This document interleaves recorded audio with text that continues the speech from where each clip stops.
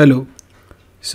आज Newton ring experiment की theory हम लोग कंप्लीट कर चुके हैं इससे पहले वाले वीडियो में, और अब हमें कुछ न्यूमेरिकल्स हैं जो इस टॉपिक के हैं, इंपॉर्टेंट हैं, अच्छे न्यूमेरिकल हैं जिनको कि हम लोग करके देख लेते हैं। बहुत ज़्यादा न्यूमेरिकल तो नहीं करेंगे, लेकिन अलग अलग टाइप के हम लोग यहाँ पर न्यूमेरिकल सॉल्व करेंगे। तो टाइप ऑफ न्यूमेरिकल आप कई यहाँ पर कवर कर लोगे। इससे ये होगा कि इनमें से किसी टाइप का न्यूमेरिकल अगर आपके पास आएगा तो आप उसको आसानी से सॉल्व कर सकते हो। और बहुत हम इजी किस्म के न्यूमेरिकल भी नहीं ले रहे हैं जो कि ऑब्वियस हैं, थोड़े से जो ट्रिकी हैं, थोड़े से जिसमें कुछ टेक्निक लग रही है या थोड़ा सा जो एक इम्पोर्टेंस दिख रहा है, उस तरह के न्यूमेरिकल्स हम यहाँ पर कर रहे हैं। देखिए एक न्यूमेरिकल देखिए, consider a wedge shape film of refractive index 1.5। ये जो फिगर आपको दिख रहा है, ये वाला फिगर, इसके बारे में बात हो रही है। तो एक फिगर में आप देखिए कि यहाँ पर एक वेज शेप एयर फिल्म है, एयर फिल्म नहीं है, किसी मीडियम की फिल्म है जिसका रिफ्रैक्टिव इंडेक्स 1.5 है, और it's thickness at the two opposite ends is T1 and T2। तो एक सिरे पर इसका रिफ्रैक्टिव इंडेक्स T1 है और दूसरे सिरे पर इसका नॉट रिफ्रैक्टिव इंडेक्स, थिकनेस, एक सिरे पर इसकी थिकनेस T1 है और दूसरे सिरे पर इसकी थिकनेस T2 है। Okay the number of fringes appearing with wavelength 5000 angstrom is 20। Calculate the difference T2 minus T1। तो सवाल ये कह रहे हैं कि अब देखो यहाँ पर जब इस पे लाइट कहीं से गिर रही होगी, नॉर्मल इंसिडेंस है, आई थिंक इसमें लिखा नहीं, बट आप यहाँ पर एक मानें कि यहाँ नॉर्मल इंसिडेंस है। तो क्वेश्चन में दिया रहना चाहिए, आप मान सकते हो यहाँ पर कि ये सारी चीज़ हम नॉर्मल इंसिडेंस के लिए कह रहे हैं। तो नॉर्मल इंसिडेंस हो रहा है, तो नॉर्मल इंसिडेंस होने का मतलब है कि अगर आप यहाँ पर एक नॉर्मल ड्रॉ करो और लाइट भी ऐसे आ रही है ऑलमोस्ट, तो आई भी आर भी लगभग 0 के बराबर है। इससे क्या होगा कि हमारे आगे आने वाले फार्मूले में कॉस आर की वैल्यू हम 1 लेंगे, जो कि थिन फिल्म के लिए फार्मूला यूज होता है।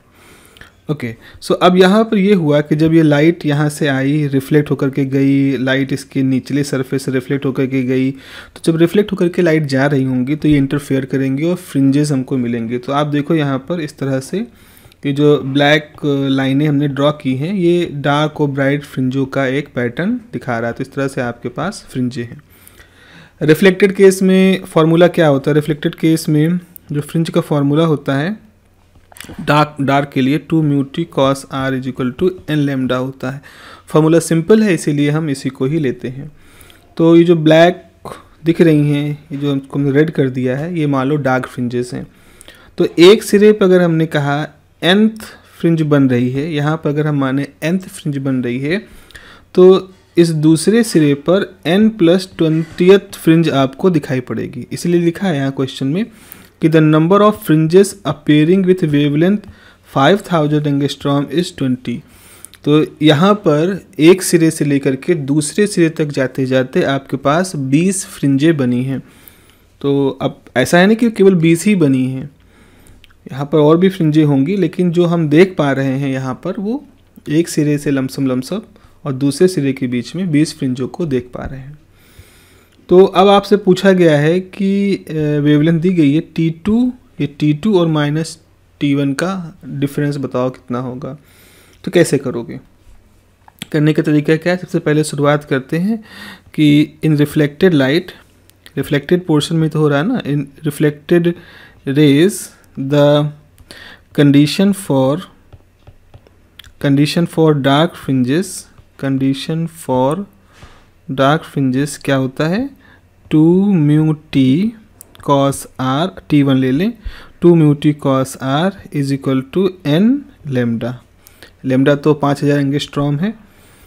उसके बाद ऑल्सो जब T1 लिया तो आपने कहा मान लो वहाँ पर nth फ्रिंज बन रही है, तो जब आप T2 लोगे तो 2 μt2 cos r = n+20 lambda. I hope इस बात में कोई कन्फ्यूजन नहीं होगा, क्योंकि यहाँ पर क्या बात चल रही है कि आपके पास nth फ्रिंज है एक सिरे पर और n+20th जो भी थी उससे 20 ज़्यादा वहाँ पर बनी है।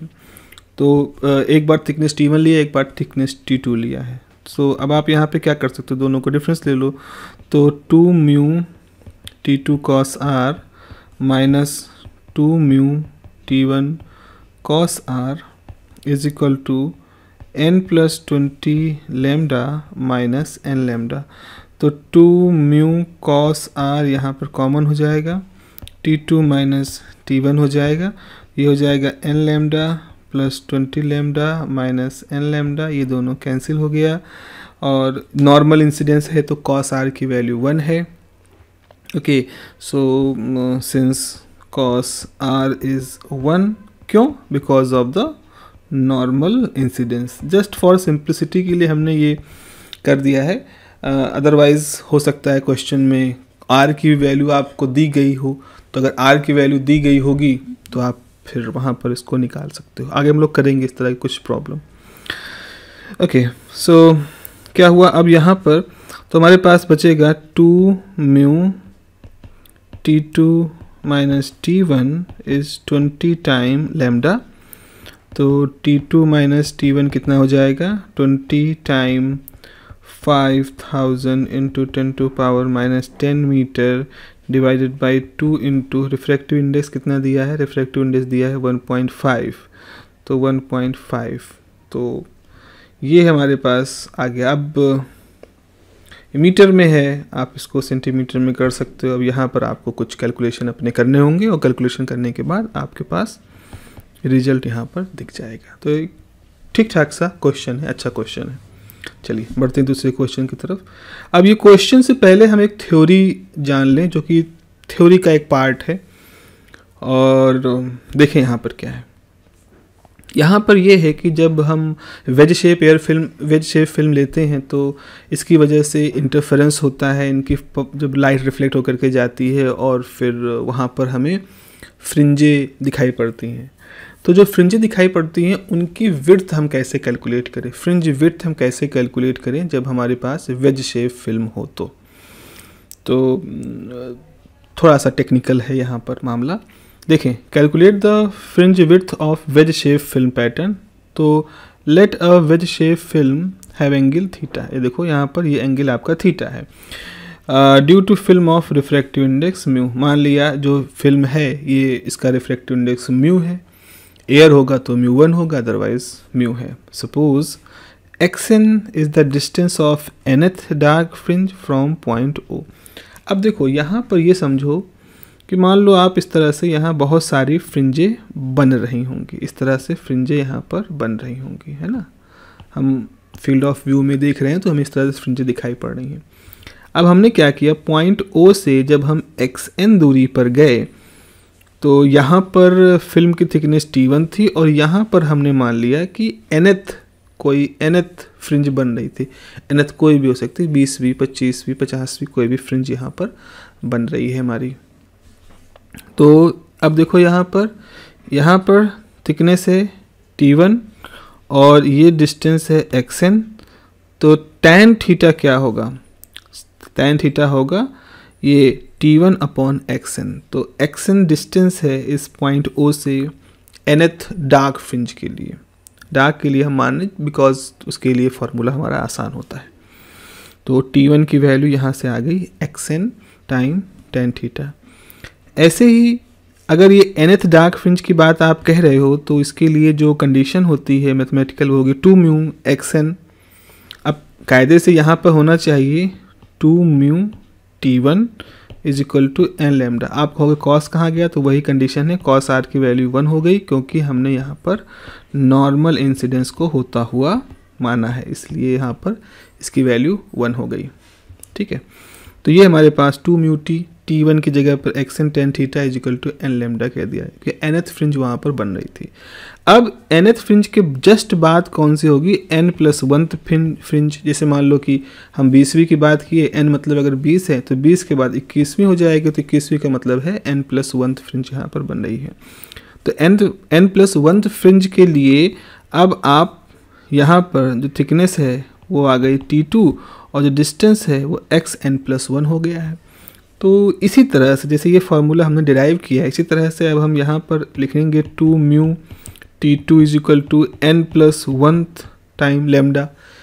फ्रिंज बढ़ गई है, तो T2 की जगह पर आप लिख सकते हो T2 बराबर हो जाएगा xn+1 tan थीटा, जो कि थीटा तो सबके लिए सेम है, वही आपने लिखा 2 mu xn tan theta n+1 lambda. अब आप क्या करो, अब आप दोनों इक्वेशन को घटा दो, तो ये इक्वेशन है, ये दिखा है, और ये इक्वेशन हमने यहाँ पर लिख रखा है, तो दोनों को आपने घटा दिया। xn है, यहाँ xn+1 है, यहाँ n+1 है, माइनस n लैम्डा है। थोड़ा सा अलजेब्रा करोगे तो आप पाओगे कि xn -1 माइनस xn ये आ गया। तो xn क्या था, किसी पॉइंट O से nth फ्रिंज जो थी उसकी दूरी आपने निकाल ली, वो दूरी आपने निकाली xn, फिर उसी पॉइंट से अगली जो फ्रिंज थी n+1 फ्रिंज, उसके लिए दूरी निकाल दी xn+1। तो जब आप इन दोनों का अंतर लोगे तो असल में आप दो फ्रिंजों के बीच का अंतर ले रहे हो। तो दो फ्रिंजों के बीच का जो अंतर होता है वो फ्रिंज विड्थ होती है, जो कि हम देखे हैं इंटरफेरेंस में सारी फ्रिंजें बराबर चौड़ाई की होती हैं।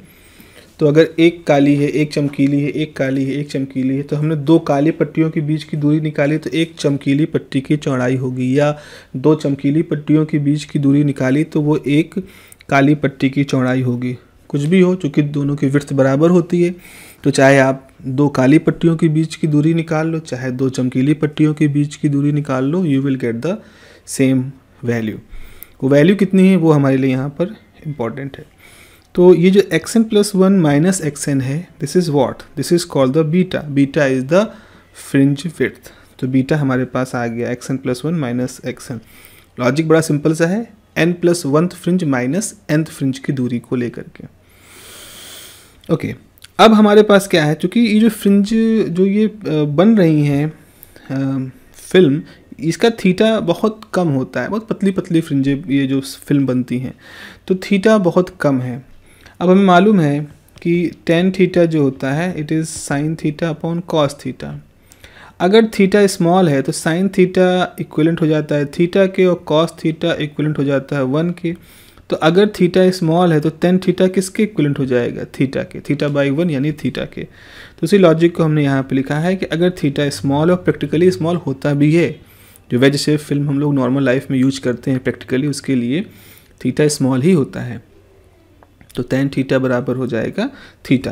तो ऐसी कंडीशन में आप tan थीटा की जगह पे लिख दोगे थीटा, इसकी जगह लिख दोगे बीटा, तो beta is equal to lambda time 2 time mu theta. तो ये एक अच्छा सा रिजल्ट यहाँ पर आ गया है। अगर एयर फिल्म है तो आपके पास लैम्डा बाई 2 थीटा रहेगा, बीटा बराबर lambda by 2 theta. So this is also useful for the calculation of angle of ways. अगर हम थीटा की वैल्यू कैलकुलेट करना चाहते हैं कितनी है, तो मान लीजिए आपको फ्रिंज विड्थ मालूम चल गई है, फ्रिंज विड्थ क्या है वो मालूम है, लैम्डा वेवलेंथ आप यूज कर रहे हो, तो आप इस फार्मूले से theta is equal to lambda time 2 time beta से भी इस जो वेज शेप फिल्म है इसकी जो एंगल है उसको भी कैलकुलेट कर सकते हो। Okay okay, let us solve the problem, जो कि इसी पिछले डिराइव्ड फार्मूले से है। फार्मूला क्या हमने डिराइव किया है, बीटा यानी fringe width is lambda by 2 mu theta. अगर एयर फिल्म है तो थीटा म्यू की वैल्यू 1 हो जाएगी। तो क्वेश्चन क्या है, क्वेश्चन ये है कि 2 plane glass surfaces are in contact along 1 edge. ठीक है, ये देखो 2 प्लेन ग्लास प्लेट हैं, एक प्लेन ग्लास प्लेट ये है, दूसरी प्लेन ग्लास प्लेट इसके ऊपर है। ठीक है, और वो कॉन्टैक्ट में है अपोजिट एजेस। ठीक है, इस तरह से है। तो इनके जो दूसरे सिरे है, इसका अपोजिट एज और इसका अपोजिट एज, एक एज तो कॉमन हो गया ना, दोनों मिल गए आपस में। दूसरी 2 एज हैं उनके बीच में हमने एक पतला सा वायर ले रखा है। तो जैसे पतला सा वायर यहाँ पर आपने रख दिया तो क्या होगा, इनकी ये दोनों सरफेस आपस में नहीं मिलेंगी क्योंकि बीच में वायर आ गया है। अब ये कैसा बन गया है, अब ये एक वेज शेप बन गया है। तो कुछ ऐसा है 2 डायमेंशन में, देखो एक प्लेट ये है, इसके इस सिरे पे हमने एक वायर रख दिया और दूसरी प्लेट ऐसे रख दी, इसको ऐसे मान लो, ऐसे रखी। तो ऐसा क्या हुआ, ऐसा करने से क्या हुआ कि यहाँ पर जितना डायमीटर होगा इस वायर का, उस डायमीटर की थिकनेस के बराबर यहाँ पर एक एयर फिल्म बन गई आपके पास। तो आपके पास यहाँ पर ये एक पूरी एयर फिल्म बनी है, और इस एयर फिल्म की जो थिकनेस है वो इस सिरे पर इतनी है, टी है, टी जो कि डायमीटर है इस वायर का, और इस सिरे पर वो 0 है। तो यहाँ कोई एंगल थीटा मान लो बन रहा है। तो चलो क्या लिखा है, if 20 fringes are observe between these edges for lambda is equal to this, lambda की वैल्यू दी गई है of normal incidence. Normal incidence कहने का यहाँ पर क्या मतलब है कि हम वो कॉस आर वाली वैल्यू को 1 कह रहे हैं।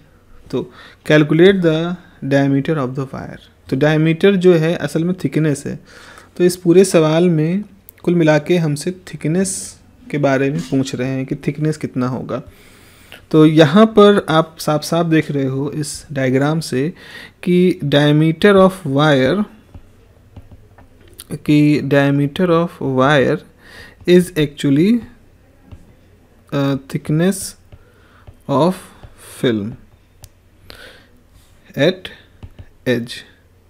जो एज है इस पे जो थिकनेस ऑफ फिल्म है वो असल में डायमीटर ऑफ वायर के ही बराबर है। ओके, सो फॉर्मूला हमारे पास क्या है? फॉर्मूला हमारे पास यहाँ पर कुछ इस तरह से है कि beta is equal to lambda by 2 theta. Air film है तो म्यू की वैल्यू 1 आ गई है। ओके, थीटा क्या है? टेन थीटा होता है। तो टेन थीटा बराबर क्या होता है? टेन थीटा, अगर यहाँ थीटा देखो तो इसकी टेन वैल्यू है, ये जो पूरा डायमीटर है वो हो जाएगा डायमीटर जिसको हम टी मान रहे हैं, डायमीटर अपॉन ये डिस्टेंस हम मान लें एक्स, तो ये डिस्टेंस हो गया एक्स। ये हमने कोई ये पॉइंट यहाँ से लेकर के यहाँ तक की कोई डिस्टेंस हमने एक्स मान रखी है। अच्छा, अब एक्स के बारे में सोचो। एक्स के बारे में ये है कि जब इंटरफेरेंस हुआ होगा तो यहाँ बहुत सारी फ्रिंजें बनी होंगी। तो हम कह रहे हैं यहाँ पर ऐसे बहुत सारी फ्रिंजें बनी हैं और सारी फ्रिंजें बराबर चौड़ाई की हैं। तो यहाँ बहुत सारी फ्रिंजें बनी हैं, ऊपर बनेंगी, हमने यहाँ बना लिया है। तो हमने क्वेश्चन दिया गया है कि इस पूरे यहाँ से लेकर यहाँ तक की देखने पर 20 फ्रिंजें हमको दिखाई पड़ती हैं। ठीक है, तो n की वैल्यू कितनी कर दी गई है? 20, और हर फ्रिंज की चौड़ाई कितनी है? बीटा। तो इस हिसाब से x is equal to what, x जो है ये दूरी है पूरी, वो 20 फ्रिंजों के दूरी के बराबर है। तो एक फ्रिंज की चौड़ाई बीटा है, वहाँ पर 20 फ्रिंजें हैं तो वहाँ पर 20 गुणे बीटा हो जाएगा। तो x की वैल्यू ये हो गई। तो अगर थीटा स्मॉल है तो आपके पास क्या हो जाएगा? Tan theta equal to theta, तो जाएगा थीटा बराबर टी बटे एक्स की जगह पे क्या होगा? 20 टाइम बीटा। ठीक है, अब इसको उठा के यहाँ पर रख दो। सो इक्वेशन 1, इसको 1 मान लें। So equation 1 becomes beta is equal to lambda 2 theta की जगह पे टी बटे 20 टाइम बीटा। तो ये हो जाएगा, इसको ऊपर ले जाते हैं तो ये जाएगा लेमडा बीटा और 10 हो जाएगा, ये 2 कैंसिल हो जाएगा 10 और multi upon T is equal to beta. तो बीटा बीटा कैंसिल हो गया, तो टी बराबर क्या हो जाएगा? टी बराबर 10 टाइम लेमडा, है ना, क्रॉस मल्टीप्लाई कर दो। तो अगर ये है तो 10 into 5890 into 10 to power -10 metre है। तो यहाँ से आप इसका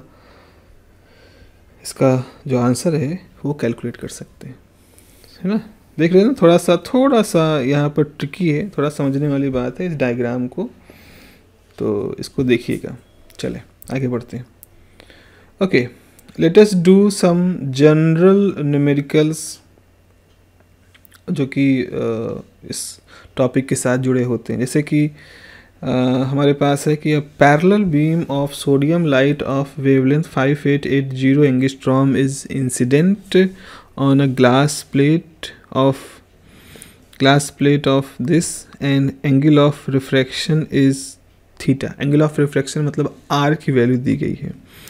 calculate the smallest thickness of plate which will make it appears dark by reflection।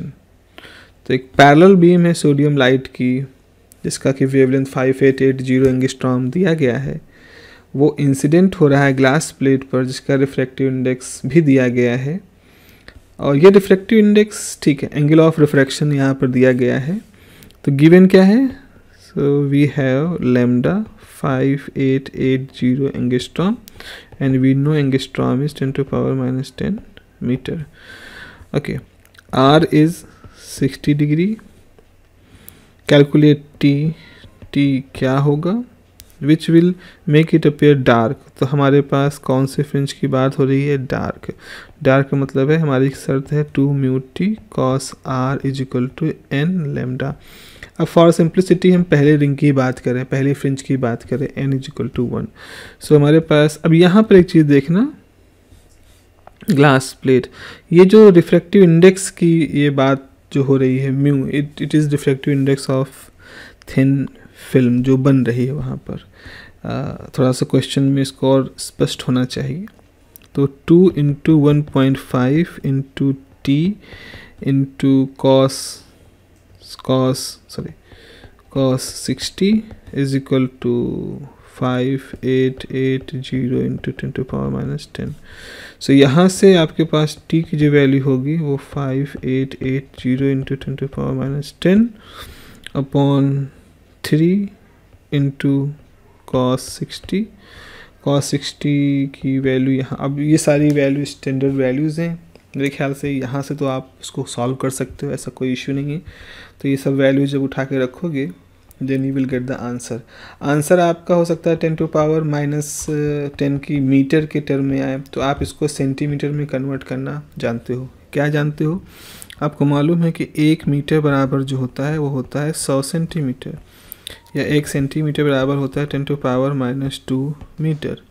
तो अगर 10⁻⁻10 मीटर दिया गया है तो इसका मतलब है कि 10⁻⁻10 into 10⁻2 metre, sorry this is centimetre. तो उस हिसाब से 10⁻⁸ सेंटीमीटर, तो 1 एंगस्ट्रॉम। इस तरह से यूनिट कन्वर्जन का इस्तेमाल करते हुए आप अपने हिसाब से इसकी यूनिट मीटर में, सेंटीमीटर में, मिलीमीटर में आप कैलकुलेट कर सकते हैं। अगर ऑब्जेक्टिव टाइप इस तरह क्वेश्चन आ रहे हैं तो आंसर को देख करके आप उसी हिसाब से इसको अपने हिसाब से एडजस्ट कर सकते हैं। ओके, सो आई थिंक ये स्ट्रेट फॉरवर्ड सा क्वेश्चन था। चलिए अगले क्वेश्चन की तरफ बढ़ते हैं। अगला क्वेश्चन क्या है?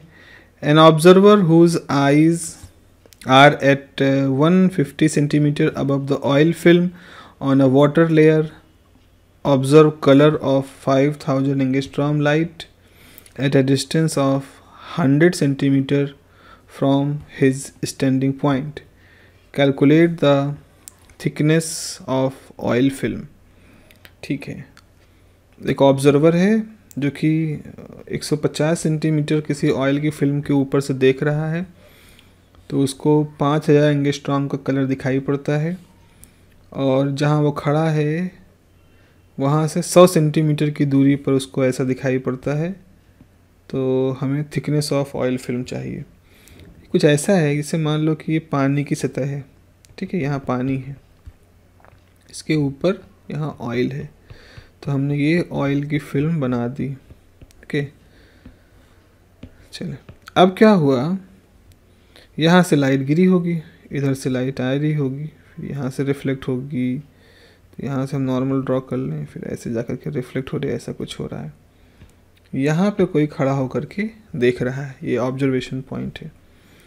तो जहाँ से खड़ा होकर के देख रहा है व्यक्ति, वहाँ से अगर हम सीधा परपेंडिकुलर ड्रॉ कर दें, तो देखो ये एंगल आई है, तो ये एंगल भी आई होगा। तो ये जो लाइन है ये दो पैरेलल लाइन, एक लाइन ये है, एक लाइन ये है, तो इसको आई मानोगे क्या होगा ही आई।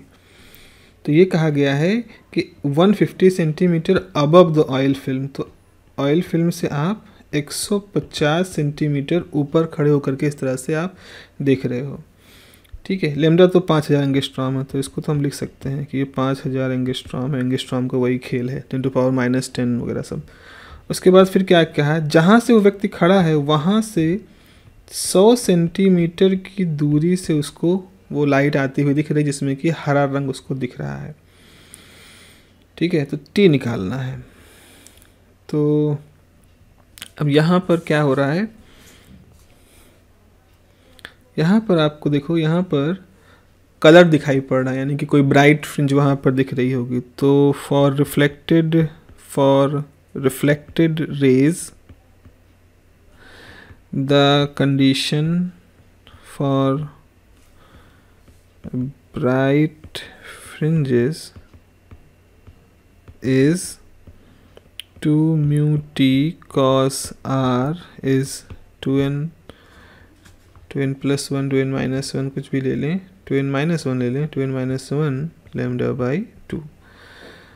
n की वैल्यू, अब n की वैल्यू क्या शुरू होगी, n की वैल्यू 1 2 3 शुरू होगी, जीरो रखने पे माइनस आ जाएगा ना इस तरह से। तो ये हो जाएगा रिफ्रैक्टिव इंडेक्स भी इसका दिया होना चाहिए। आई थिंक यहाँ पर म्यू जो है वो 1.4 है, ऑयल जो है ना उसका 1.4 है, ये थोड़ा सा मिस हो गया था यहाँ पर। तो अब आपके पास t निकालना है, तो t बराबर क्या हो जाएगा, 2n minus 1 lambda by 2 divided by 2 mu cos r। Okay, 2 mu cos r। अब यहाँ पर जाहिर सी बात है cos r को हम 1 नहीं मान सकते, क्योंकि r 0 नहीं है, एक एंगल पर ही सब कुछ दिख रहा है। तो हमें यहाँ पे cos r कैलकुलेट करना पड़ेगा। लेट n बराबर 1, तो अगर n 1 है तो t की वैल्यू क्या हो जाएगी, lambda by 4 mu cos r। ठीक है, क्या किया भाई आपने यहाँ पर क्या किया, लैम्डा की वैल्यू रख दी, लैम्डा बाई 4 करके 2 म्यू cos r, ठीक ये कर दिया आपने। ओके, अच्छा अब देखें क्या करना है। अब हमें यहाँ पर क्या करना है, cos r की वैल्यू निकालनी है। तो ज़रा समझो r कहाँ होगा। अब r के लिए ऐसे आते हैं, ये फिल्म है, ये कौन सी फिल्म है, ये हमारी ऑयल फिल्म है। ठीक है, ये हमारी ऑयल फिल्म है। अब ऑयल फिल्म में ऐसे लाइट आई होगी, नॉर्मल है तो यहाँ से रिफ्लेक्ट हो गया तो आई हो गया, फिर जब अंदर गई तो ये आर बन गया।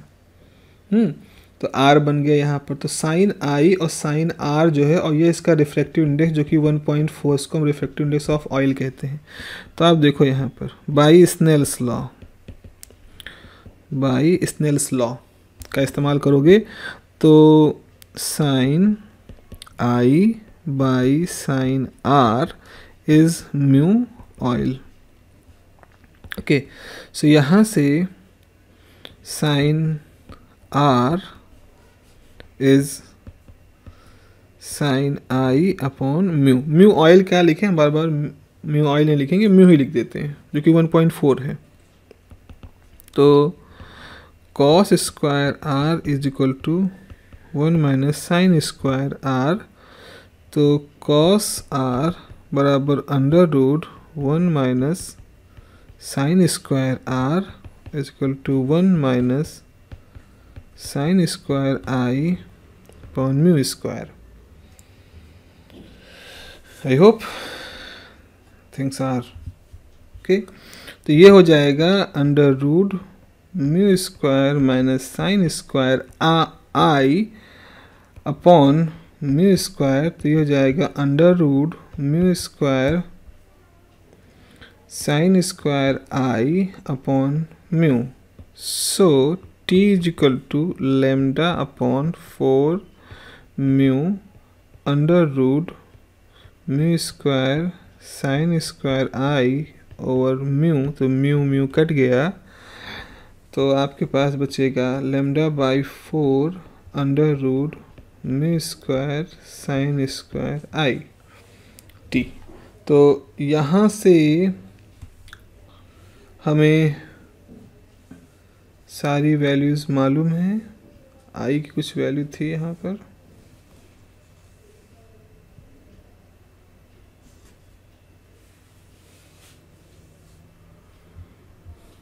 Okay. Now what we don't know, sine I हमें अभी भी नहीं मालूम है। तो साइन आई अगर नहीं मालूम है तो हम क्या कर सकते हैं। अच्छा, साइन आई नहीं मालूम है तो हमें इस ट्रायंगल का इस्तेमाल करना पड़ेगा। चलो देखो, रुक जाओ, अभी यहाँ पे साइन आई की निकालना है वैल्यू। तो ये आप देख रहे थे, यहाँ से एक वैल्यू थी इस तरह से डायग्राम में देखोगे तो ये था 100 सेंटीमीटर, ये था 150 सेंटीमीटर, ये था एंगल आई। तो यहाँ से अगर आप देखो तो tan i is equal to 100 upon 150। तो ये कैंसिल हो गया क्या, 5 2 जा 10, 5 3 जा 15, तो tan i हो गया। ओके, तो अब अगर हमारे पास एक ट्रायंगल है जिसमें ये 2 है, ये 3 है, तो पाइथागोरस थ्योरम के हिसाब से ये जाएगा 9, 9 + 4 13, तो ये जाएगा √13, है ना। 2² + 3² यानी 4 + 9 13 हो जाएगा, और ये हो जाएगा एंगल आई। तो इस हिसाब से साइन आई कितना हो जाएगा, साइन आई हो जाएगा 2 हाइपोटेनस। तो यहाँ पर अगर आप वैल्यू रख दोगे, इस चीज़ की वैल्यू आपको यहाँ रखनी है, तो टी की वैल्यू हो जाएगी λ/4 μ² 2² / 13। अब म्यू की वैल्यू 1.4 है, 4 का स्क्वायर है, लेमडा की वैल्यू 5000 है, 5000 एंगस्ट्रॉम है। अब ये सारी वैल्यूज़ यहाँ पर आप जैसे रखोगे, then you will find the answer, आपको यहाँ पर इसका रिजल्ट मिल जाएगा। थोड़ा सा ये ट्रिकी क्वेश्चन रहा, बट अच्छा क्वेश्चन है, इसको आप देख सकते हैं। Okay, so in forthcoming sessions we will try to discuss more such problems. Till then, have a nice day and take care of yourself. Bye bye.